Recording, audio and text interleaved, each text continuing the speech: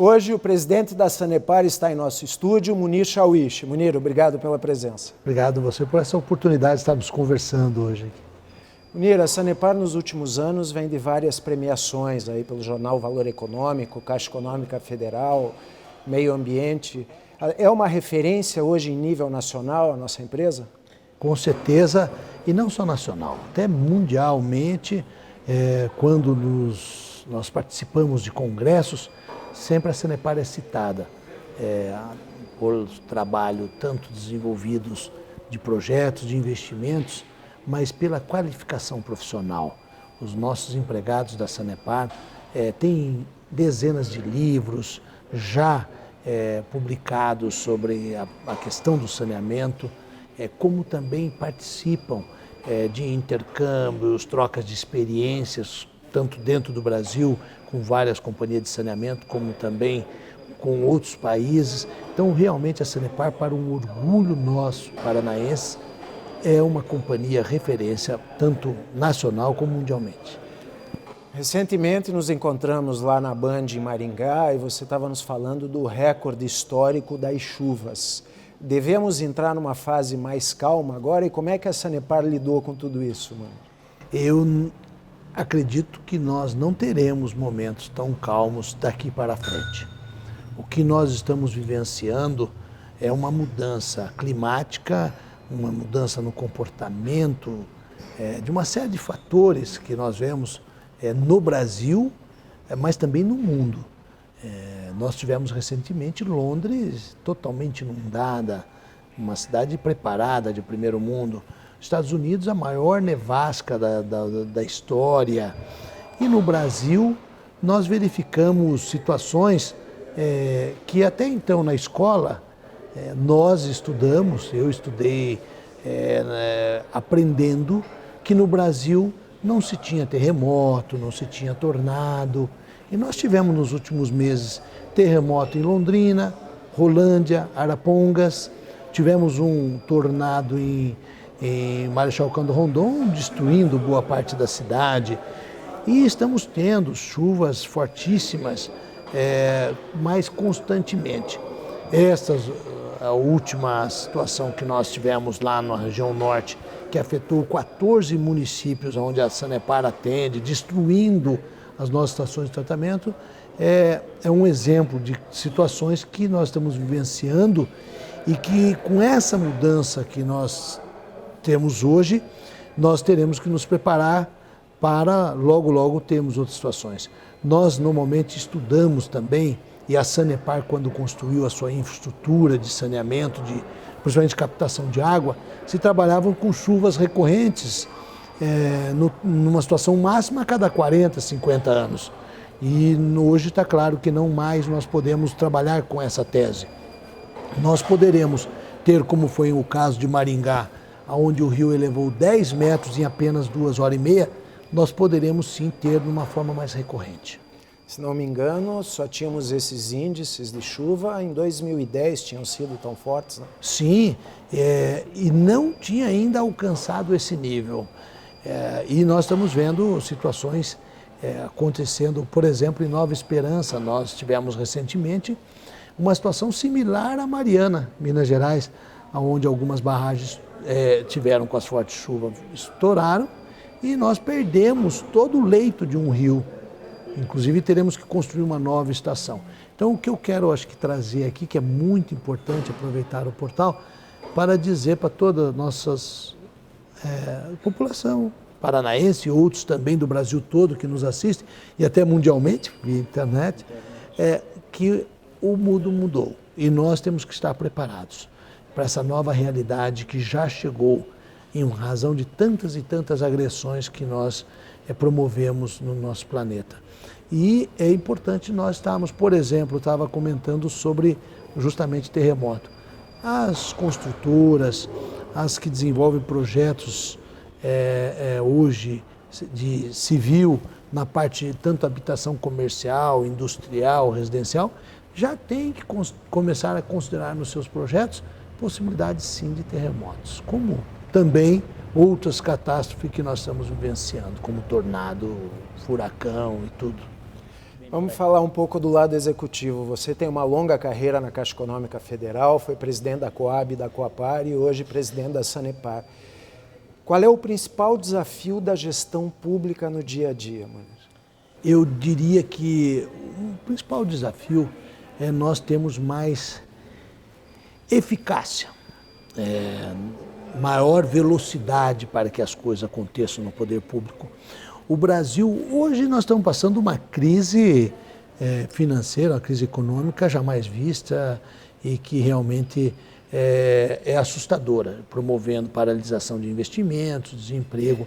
Mas nós já tivemos recentemente bons momentos da economia com recursos disponíveis para investimentos. E o que se percebe no Brasil? Que muitas vezes o problema de você ter um país mais avançado, mais moderno, com melhor infraestrutura, não é a questão financeira, é a questão de gestão de projetos, velocidade nessa questão da processo decisório, a questão legal, a questão da legislação brasileira para desenvolvimento de projetos de infraestrutura, ela é arcaica, ela é complexa e já ficou mostrado que não é esta legislação que garante um processo transparente. A corrupção ela está por aí e mesmo com todas as amarras que nós temos na legislação para o setor público.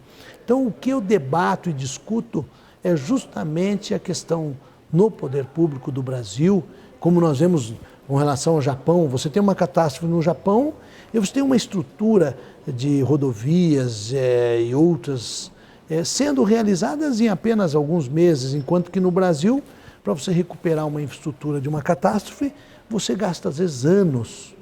Então, o maior desafio para o setor público, eu entendo, é repensarmos o modelo setor público na questão de legislação, trazendo mais velocidade, mais eficiência e eficácia para os processos.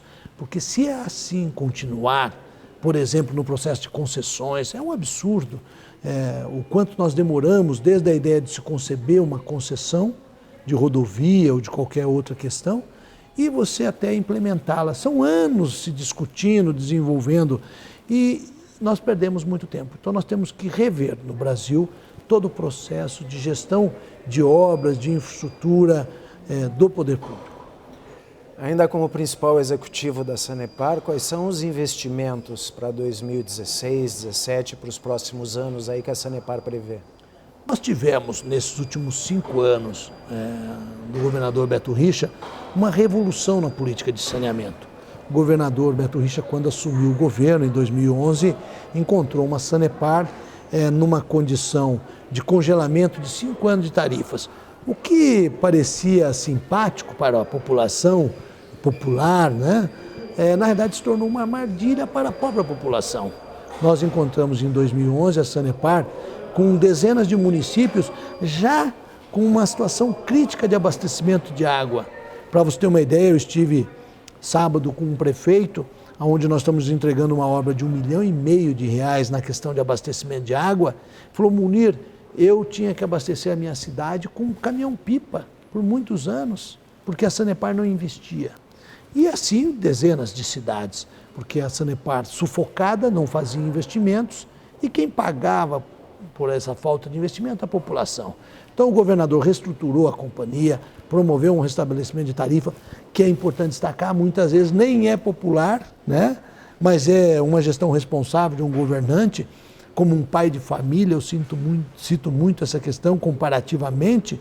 Um pai de família muitas vezes tem que ser firme, rigoroso na gestão em casa, às vezes suspendendo uma reforma, suspendendo uma mesada, revendo uma compra de um veículo, porque naquele momento o momento não é adequado para isso, para dar segurança para o futuro da família. O governador Beto Richa tem essa forma de pensar. E na Sanepar, mesmo com uma medida um pouco antipática, ele promoveu o reequilíbrio das tarifas, mas com uma condição. Esse recurso todo que nós arrecadamos da tarifa, ele retorna para os paranaenses como forma de investimento, como qualidade de vida, né? Água é vida, sem água você não vive. A questão da coleta e tratamento de esgoto é meio ambiente, é saúde.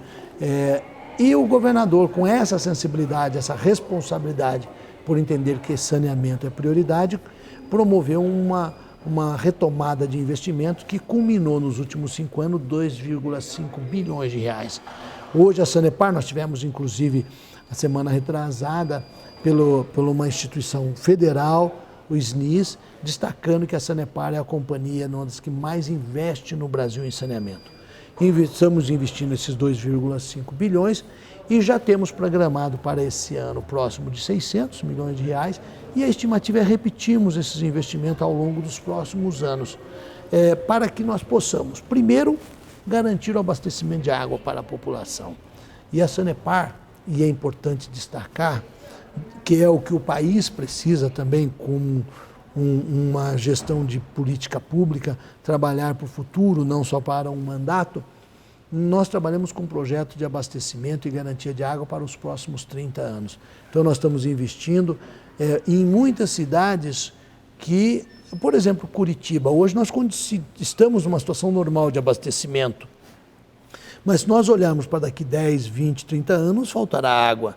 Então hoje nós já estamos investindo, por exemplo, num projeto em Miringuava, lá em São José dos Pinhais, que é uma 5ª barragem para Curitiba e região metropolitana, garantindo água para o futuro. E já temos outras barragens sendo preparadas. Londrina, duplicamos a capacidade de captação e produção de água para a população, que não é para hoje, também garantindo para os próximos 30 anos. Então, enfim, na parte de abastecimento de água, todos os projetos caminham para essa segurança e na coleta e tratamento de esgoto, nós estamos avançando. Para você ter uma ideia, nós já estamos com 67% de coleta e tratamento de esgoto. E a média Brasil é 42%. Então nós temos o melhor e uma condição mais avançada de coleta e tratamento de esgoto. E o importante destacar, estamos satisfeitos? Não. Estamos trabalhando para avançarmos dia a dia. Eu vou aproveitar a palavra que você falou, população, como uma deixa. Existem 2 sistemas muito conhecidos de saneamento, o europeu, que é uma tubulação única, e o americano, onde o brasileiro se baseia, que tem uma tubulação para água de chuva e outra para esgoto e saneamento. As famílias, o brasileiro está preparado ou vem crescendo na velocidade que precisa para ter essa cultura de fazer o que deve ser feito em casa, não jogar papel no vaso, entre outras coisas? Não ainda, lamentavelmente. A Sanepar gasta milhões com este trabalho pré-tratamento em função disso que você comentou. Por exemplo, óleo de cozinha que se joga na pia. Eu trago comparativamente como um corpo. Na realidade, uma cidade é um corpo, né, em plena atividade. Se nós comermos gordura em excesso, nós entupimos as nossas veias, nossas artérias e podemos amanhã ter uma série de problemas, chegando até a morte. No sistema de saneamento não é diferente. No momento que eu jogo a gordura, o óleo de cozinha na pia, eu estou contaminando as nossas tubulações, promovendo ali uma situação de fechamento natural, e a Sanepar gasta milhões para a recuperação. Como também é importante uma contaminação, porque esse óleo vai in natura no rio e provoca um prejuízo lá na captação e distribuição de água, fazendo com que a Sanepar também gaste mais com produtos químicos, enfim. Como também jogar papel, né, no vaso sanitário, que no nosso sistema não é adequado. Então nós temos, o que nós estamos desenvolvendo? Nós estamos avançando muito em formação da cultura da população com relação ao saneamento. Desde as escolas, elaborando ônibus temáticos, estamos agora preparando um sistema de cinemas para se deslocarem às escolas, porque você forma uma nação a partir da criança, do jovem, lá na sala de aula, lá no banco da escola. E também através de meios de comunicação nós estamos começando a trabalhar isso. Uma das ações prioritárias nossa é a sensibilização da população com relação ao bem cuidar. É o que nós sempre colocamos, a Sanepar investe, mas a população cuida. Para você ter uma ideia, o governador Beto Richa, preocupado com essa questão da água, porque de nada adianta nós termos investimentos bilionários em estrutura de captação, de tratamento, distribuição de água, se nós não tivermos a água chegando. E nós estamos vivenciando no Brasil inúmeros rios que estão secando, minas, né? Pela agressão do próprio homem à natureza.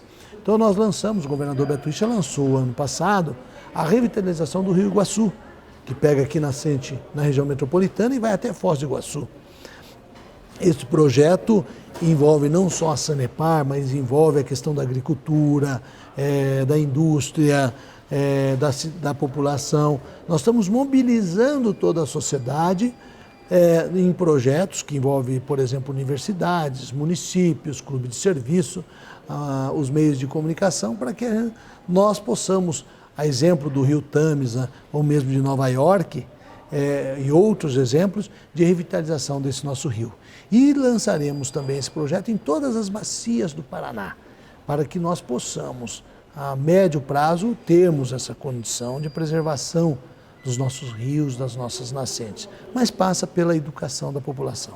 Essa implantação nas bacias hidrográficas como um todo, sem uma adesão da população, é impossível, né? Não é. Sempre nós trabalhamos com o entendimento que a população ela precisa da consciência, não da imposição. O que nós temos que trabalhar é a cultura mesmo do bem cuidar, do brasileiro.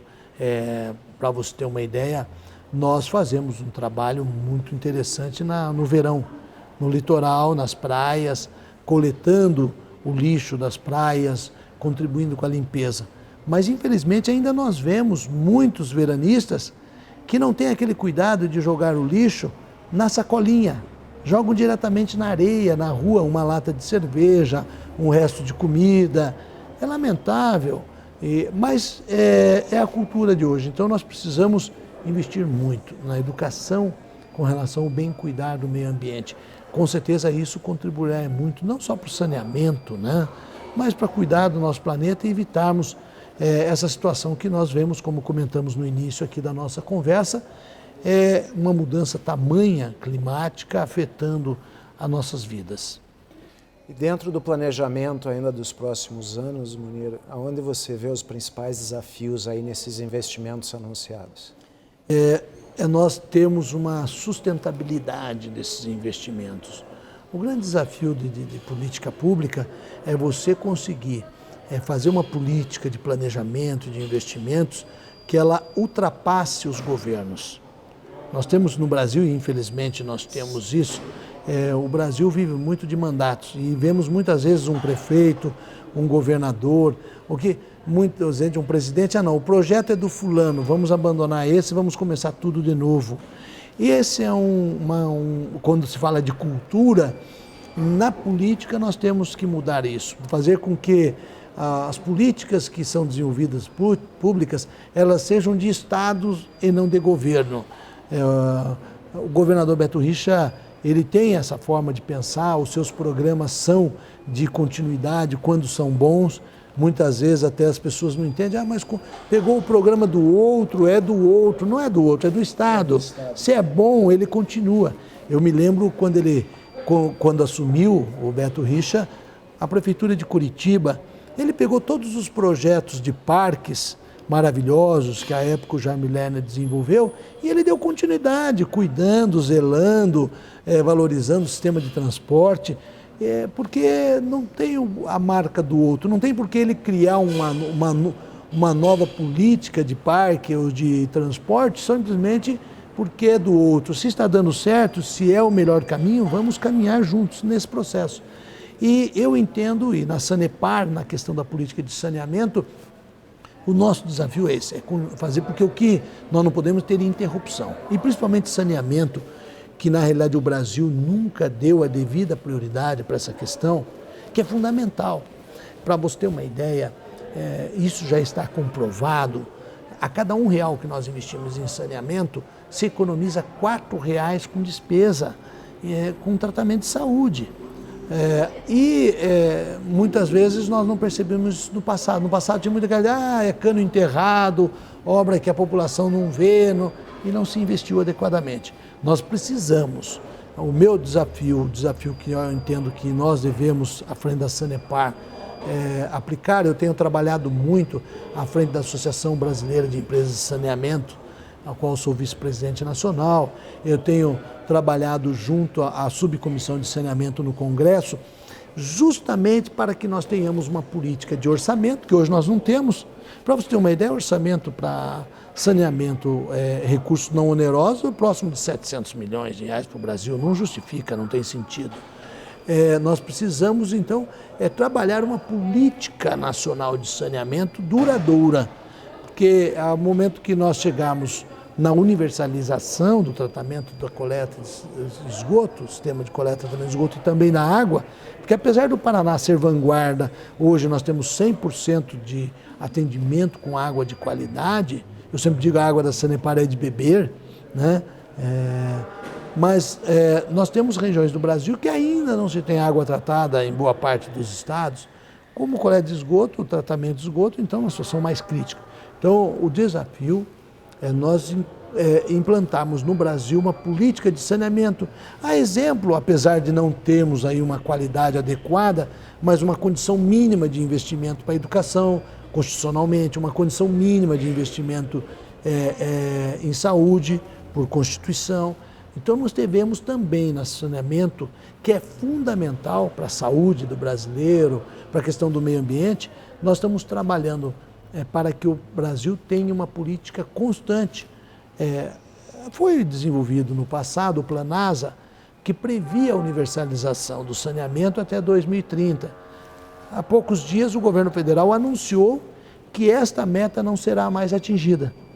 Nós não podemos ter essa fragilidade. Então o desafio é assegurarmos que nós possamos ter um prazo definido, valores investidos, para que saneamento de fato venha ter a sua condição universalizada no país. Presidente, muito obrigado pela entrevista. Obrigado a você, estamos à disposição. Obrigado pela oportunidade. Paraná S.A. hoje teve a oportunidade de entrevistar Munir Shawish, presidente da Sanepar. Semana que vem voltamos com novos executivos e empresários.